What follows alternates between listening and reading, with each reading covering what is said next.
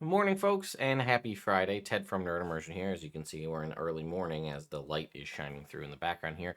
But there's been a handful of articles that have come out recently on a variety of different things about D&D and otherwise that I thought were worth mentioning.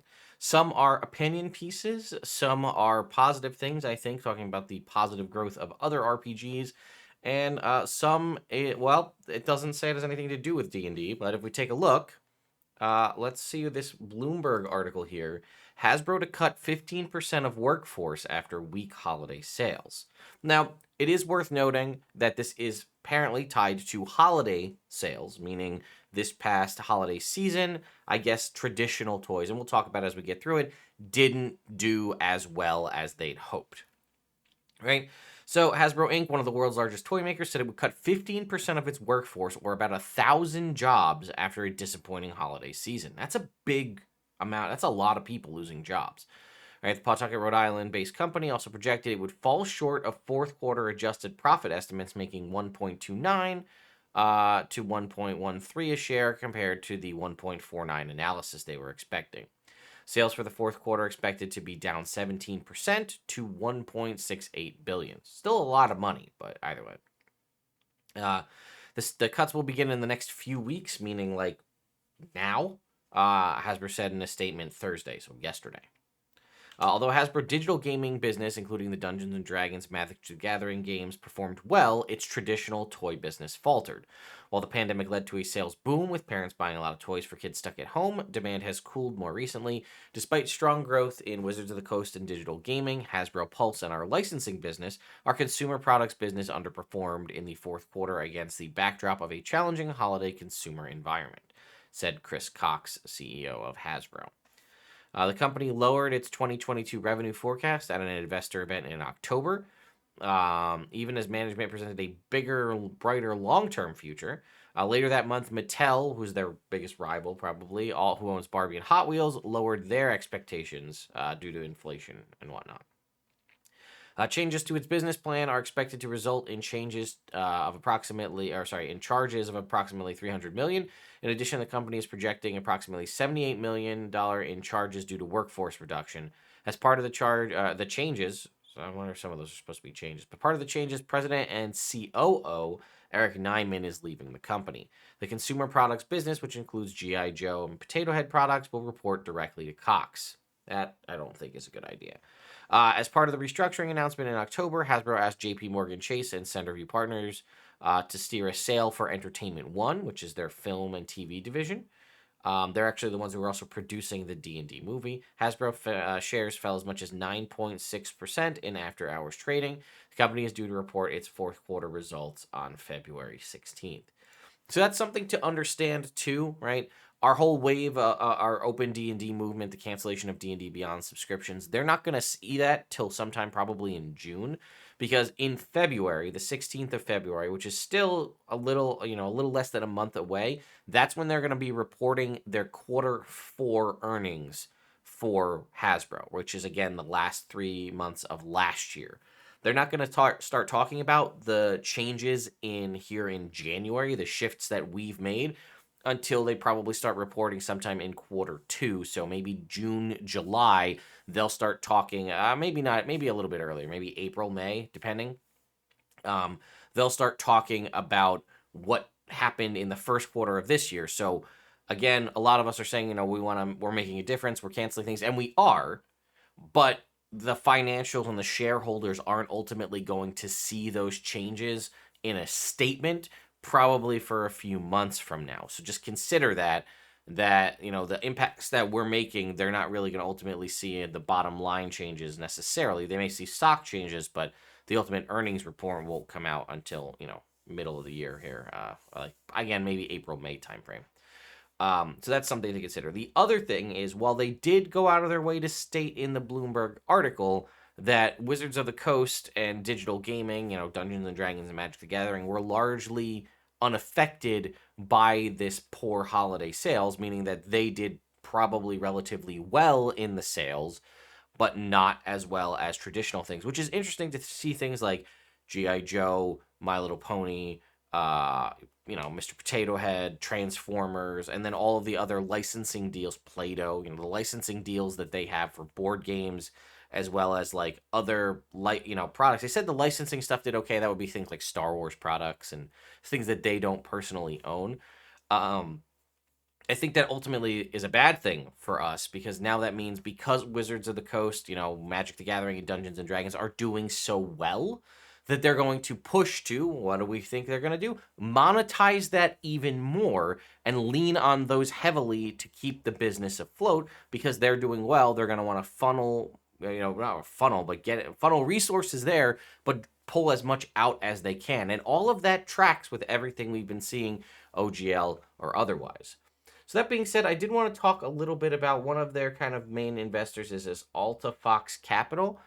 And then based on the feedback, I see that Taryn here, Indestructible, reached out to Alta Fox Capital on Twitter and said, we'd love to hear what the shareholders and investors' opinions are on Wizards of the Coast crowdsourcing the D&D license. And they actually responded and said they are leaderless. We tried to put people on the board of directors that would A, care about the community, B, strategically think about these issues, and C, had subject matter expertise. Chris Cox, in a very short span, has managed to alienate both the MTG and D&D core customers. Sad. I think that pretty much sums it up, but I also found I couldn't find the original tweet that was here, but again, Alta Fox Capital continuing on says, Chris Cox handpicked Cynthia Williams to lead WotC even though she had never played Magic the Gathering. This is on him. Cox has managed to alienate both MTG and D&D fans in such a short period of time, one of the worst starts to a CEO tenure of recent memory. Alienating D&D fans ahead of the movie release is an incredible unforced error. If MTG declines in 2023 and D&D falls short of expectations, Cox is in serious trouble. He's got a lot of credit for MTG growth when he was president, even though he came from Arena, Magic the Gathering Arena, which started before he was there. It's really unfortunate as a lot of this was completely avoidable. Now you can see the outrage in the player community. Again, this is one of the largest kind of money investors and people tied in to Wizards of the Coast. So, and Hasbro, as it were. So it's very interesting to hear. We could go to their website too if you're curious. You can see, here's their LLC. But basically, yeah, they are an alternative asset management firm based in Fort Worth, Texas. So again, either way, interesting to hear what their thoughts are that they were hoping things could have gone better as well. Our good friend Lynn Cadega has put out an opinion piece, and this is a pretty interesting sentiment that I've seen being thrown around quite a bit, and I do think it's worth checking out. And it says D&D has burned up all the goodwill. Fans will have to fight for what they want, keep what they have, and determine where their fight will end. And we'll read through the article, but it touches on a lot of the things that we're kind of experiencing now in the D&D and the TTRPG community as a whole, which is, what do you do? Do you continue to play 5th edition without supporting Wizards of the Coast? Because that's 100% a thing you can do. Do you move on to another game entirely? Do you wait for the OGL 1.2 and sign it? I mean, some people will do that. Some people signed the 1.1 with the Sweetheart deals in December. I still wonder what's happening to them, but let's keep looking. Right? As fans of tabletop role-playing games, debate over what to do about Wizards of the Coast, the lack of goodwill might be the thing that drives the most resentment between fans of D&D and the company moving forward. WotC's had a rough couple of weeks after it was leaked from OGL 1.1. Governs all third-party publishers who create content for 5e. Fans immediately took to social media outlets in order to have their opinions heard. The new OGL 1.1 was an incredibly restrictive and predatory license, and nobody was happy with it. It turns out that after giving a huge creative space, nearly unlimited freedom of expression for 2 decades, any attempt to take that away will be met with hostility. Shocker.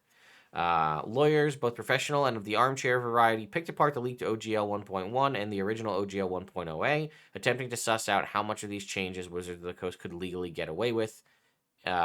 Interpretations vary, which is also true. Then there was silence. Over the course of 8 days, confusion and upset turned to anger and frustration. There is no greater unifying power than a common enemy, and Wizards of the Coast allowed the worst fears of fans and creators to go unanswered by staying quiet. Without reassurances or transparency, the silence became more and more damning as many fans and creators who attempted a wait-and-see approach the updated OGL became convinced that the lack of communication was as good as being caught red-handed. When Wizards of the Coast finally did release a statement on January 13th, it was too little too late. Then by the time the next announcement came on January 18th, this time directly from Kyle Brink, executive producer of D&D, the last of the goodwill Wizards of the Coast have enjoyed from its fanbase had entirely been burnt up. The trust is gone. And now Wizards of the Coast has an even bigger problem. Even though it has clearly gone back to the drawing table multiple times, first with the OGL 1.1, then the scrapped OGL 2.0 FAQ, and then the new OGL 1.2 draft. This one open for a feedback cycle known as playtest, which is still a horrible choice in terminology. And the following transparent communication, there are also no fans left who are willing to engage with the company in good faith. Although Brink is more genuine in his statement and has apologized directly for the actions of the company, stating that he hopes to work with the larger TTRPG space, the fact is that very few people are willing to do so. This is particularly because of WotC's behavior over the past 6 to 8 months, from the takeover of D&D Beyond to the inclusion of the Hadozy and their subsequent retraction, to the cash grab that was the release of overpriced Magic the Gathering anniversary packs. WotC has been burning up goodwill like it needed to keep warm over the winter. Fantastic statement. Additionally, the fact that OGL 1.1 existed at all, and that it was even considered, is a testament to the kind of mindset that might still exist at Wizards of the Coast, which is something very true, which is why this fight isn't over. They made it up for a reason. They're not going to go back 100% on this. We know that. What happened to Dungeons & Dragons, or what happens to D&D now? Even the most benign offerings from Wizards of the Coast are now being treated with suspicion and negativity. Many sections of the TTRPG space, which has seen aggressive and direct tactics work over the past 2 weeks, are unwilling to admit that Wizards of the Coast has heard them and are attempting to find a middle ground. The all-or-nothing approach that TTRPG discourse is entering is detrimental not only to Wizards of the Coast, but also to RPG fans in general. This is, sadly, just the way things work. Wizards of the Coast has been bullied into a corner and is offering concessions. Wizards has ulterior motives, of course, and its adjustments don't mean anyone must trust Wizards of the Coast. But there has to be a point where the TTRPG space must agree that this incredibly clumsy backtrack, scramble, and massive capitulation was not the plan. Out of the two scenarios, either a giant corporation miscalculated the reaction to a new legal document, or, as the conspiracy theory angle would have it, Wizards of the Coast wanted all this to happen in order to slip something past its fans. The former is much more likely. This is a community that literally invented the term rules lawyer. WotC simply didn't realize how literally that would be taken. So what's happening now is that after the village has come together to defeat the dragon terrorizing their community, the power vacuum is splitting into factions. There are some folks who are willing to admit that the newest OGL 1.2 and the agreement to designate a portion of the rules for free use under the Creative Commons license is a good start to what could be good faith conversations with a giant corporation. There are some folks who think that that any attempt to deauthorize the OGL 1.0a means that Wizards of the Coast isn't actually interested in change. There are many who think that people are getting conned because this newest OGL 1.2 only seems better, but is still, in fact, just as bad as the OGL 1.1 or even worse. Kind of fall into that category there. The answer to who's right about what essentially amounts to legal speculation. Wizards will say whatever it wants. It's up to fans to decide what they will fight for. Besides, which one of these groups of fans is right is not the question that the TTRPG space needs to be asking itself. The question that any TTRPG fan needs to ask is how much are you, as a player, a creative, a company, willing to play by somebody else's rules? And what are you willing to give up in order to play alongside Wizards of the Coast? That's what we all need to be asking, I'll read that one more time.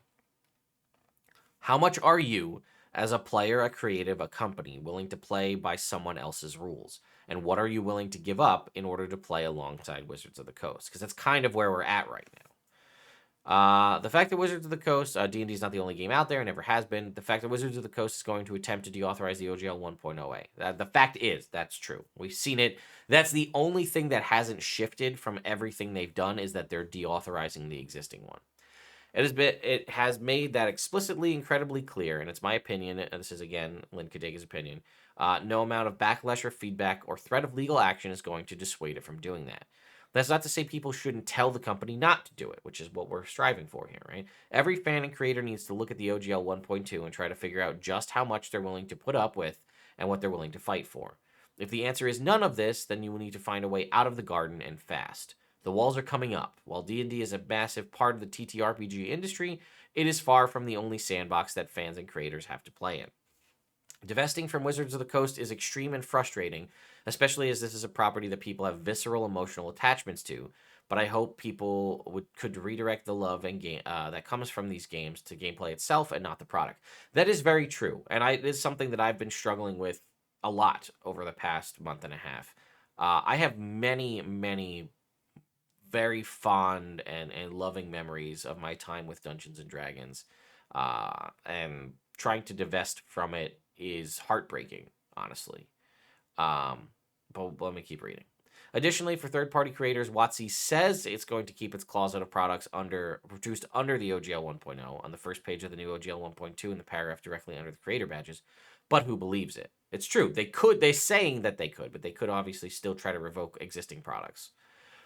There are dozens of companies out there attempting to lead the way to a full party breakup with Wizards. The new Orc license, the system announcements from third party creators, even the dozens, if not hundreds, of indie systems that are shared on Creative Commons license. All of these tools that will allow any RPG fan or creator to remove themselves from supporting WotC if they find the final edition of the OGL 1.2 truly objectionable. And again, to my point from earlier, you can still play 5th edition without ever supporting Wizards of the Coast again. Nobody will try to stop you. I sincerely hope the space can come together to continue to fight for the good of those who will rely on the inevitable OGL 1.2 while still maintaining space for the many people who don't want to risk getting into bed with Wizards of the Coast again. In the coming weeks and months, I believe that the biggest divisions within the TTRPG ecosystem will not come from how much power the space will wrest from Wizards of the Coast, but will instead lie in how the space will work to diversify the scene and divest individual identities from a single corporate product, and whether or not this wildfire of righteous anger will allow for a more expansive, multi-system TTRPG environment to grow out of the ashes of Wizards of the Coast's scorched earth. A fantastic article. Again, it is an opinion piece from Lynn Kudega.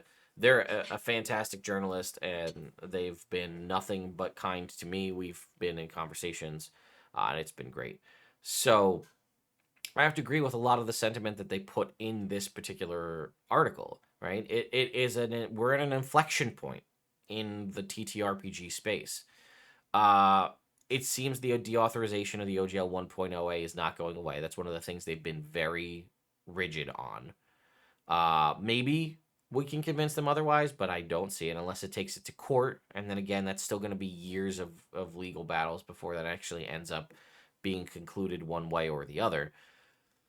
So I don't know, but it is leading to a bunch of folks trying out other RPGs.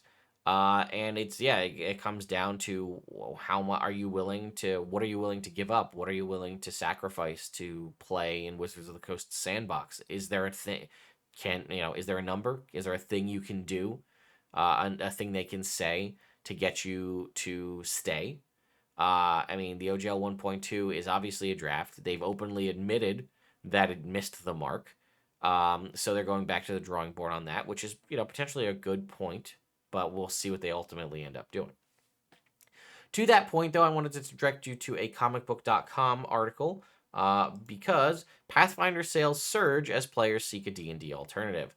One unexpected but unsurprising beneficiary of the mass revolt against Wizards of the Coast proposed change to the OGL, Pathfinder. Today, Paizo revealed that the current print run of Pathfinder 2e core rulebook has sold out at its warehouse with a supply that was meant to last 8 months, lasting just 2 weeks due to a surge in demand. A new print run of the core rule or hardcover has been ordered with an estimated delivery date of mid-April. The Pathfinder 2e core rulebook has sold out at Amazon and other major online book retailers.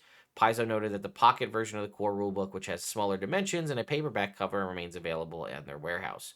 The surge in interest in Pathfinder is due to the tabletop RPG players seeking an alternative to D&D after Wizards of the Coast attempted to release a new version of the OGL, which provides a legal framework for publishing third-party material compatible with D&D. The proposed changes, I don't think we really need to go in this. They apologize, blah, blah, blah. So I don't think we really need to rehash what we just talked about. But the fact that a Pathfinder warehouse stock that was supposed to last them 8 months sold out in 2 weeks shows how much people are willing to just jump ship from Wizards of the Coast and go somewhere else to get their TTRPG fantasy fix. And I think that's very telling. The numbers speak for themselves. Hasbro's cutting 1,000 employees and their revenues, 15% of their workforce, where Pathfinder has to order a whole new shipment of books because they can't keep things in stock. You can't get it on Amazon, which is a pretty big teller of how well things are selling, I think. So, like I said, there's little bits of news here and there, little interesting articles, concepts. I thought it was worth mentioning what's been going on with Hasbro because people are interested. And I've also had a handful of people tag me and what's been going on. And I did want to pull up one more thing while we're sitting here because I came across, I saw it, the concept of bringing the walls around the garden that Lynn mentioned in her, or I'm sorry, in their article, um, was something from Adam Bradford. Who was the one of the co-founders of D&D Beyond and kind of is now helming Demiplane. And it was this. Right, so zoom it in. Somebody accused them. We're gonna ignore their comment. It says if one person posts something this off base, it has to mean there are others that believe this to be true. So I'll set the record straight. I didn't see a dime from Wizards of the Coast's acquisition of D&D Beyond. I left well before the sale, knowing I was walking away from a big payday. And only after a nightmare of a year's worth of fighting to get WotC to see the light on a plethora of things, not just regarding the OGL, I learned a long time ago that money ain't everything. The sad isn't fake. It was real enough for me to walk away from a dream job I would have probably stayed at forever, given how much I loved a D&D over 30 years. So again, the basically the person in charge of Demiplane, the founder or co-founder of D&D Beyond, is flat out saying that they left before the acquisition, assumingly knowing that Wizards of the Coast was going to buy D&D Beyond, and chose to leave before that payday because of the frustrations of working with Wizards of the Coast, right? Like, that's a pretty telling thing, and flat out the admission that I probably would have worked at this company forever. I loved Dungeons and Dragons, and I loved working on and building this company. I mean, I'd say, Adam. I've met Adam, by the way, personally, a couple years ago at Gen Con, and he was an absolute delight. It was actually at a Critical Role party at Gen Con, hosted by D&D Beyond. And because Critical Role was tied heavily to D&D Beyond, they may still be. I haven't really watched in a while, but either way, all of this has been happening, and a lot of that's because of the work that Adam put in. I mean, he used to do the development updates and used to see all this kind of stuff behind the scenes about what they're working on and all that. It was awesome. And then to see someone who was so passionate about something just decide, hey, listen, it's not worth it. They're not listening. I had heard rumors for a while that people were looking to get third-party content added to, like we have the Blood Hunter, for example, which is third-party content added to D&D Beyond, that there was talks behind the scenes that, Adam and his team at the time were working to get other interesting, very popular third-party, original classes added to D&D Beyond. There would be licensing and charges and all that kind of a thing, but that was a thing people were possibly working on. And then ultimately, this concept of Wizards of the Coast buying it and saying, we want to shut it all down, they did. And that's probably also why you saw a lot of the original team leave when they did, because they saw the writing on the wall and they said, we'd rather not be a part of this. And then they decided to exit. So I don't know. Let me know your thoughts and opinions in the comments down below. Sorry to be such a downer on a Friday morning. I'm thinking maybe this evening. I don't know if I'll do it live. I think I'll do it live. I set up, to try to get some form of mirth out of all of this OGL nonsense. I set up a channel on my Discord for people to post me their best OGL 1.1 memes. And I think it'd be fun if I were to do a live reaction live stream where we just look at all of the memes that people send. I think that'd be kind of funny. So anyway, keep an eye out for that. So thank you all so much for watching, and I'll see you next time.